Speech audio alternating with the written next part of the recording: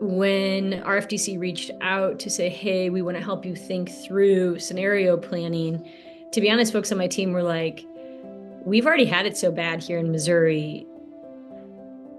We know kind of what we're up against. And I pushed my team to really say, well, like, let's go a little bit deeper. Let's think through things that maybe we haven't allowed ourselves to consider because we haven't had the container to create the space to do so. Paralysis is not an option in this second Trump administration.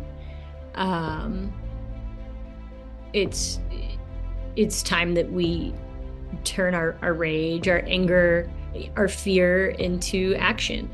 And so my team sat down and sat in incredible discomfort in scenario planning. You know, some folks told me they got so agitated they had to actually leave the table. Some people told me that they disassociated for part of the conversation because it was so painful. But ultimately, we landed on a plan of how do we reduce the harm that can be done? How do we mitigate the harm?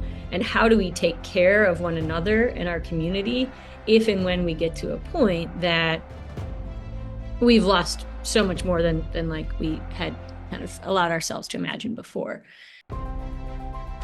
The scenario planning is kind of an intimidating process, but it's also totally necessary for us to do internally, for us to be able to show up the way that we need to externally for our team and our partners. Now, half of our team is trans and non-binary, and half of our team is people of color, mostly folks who are Black. And so as we look at the water in which we've been swimming and the air we've been breathing, but also looking forward,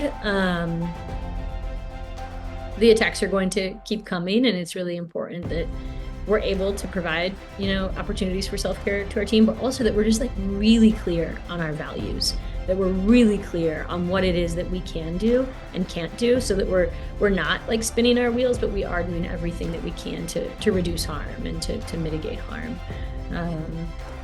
And sometimes it's really exhausting, but mostly it's really the opportunity of a lifetime to get to defend our community and to get to invite other people into the fight.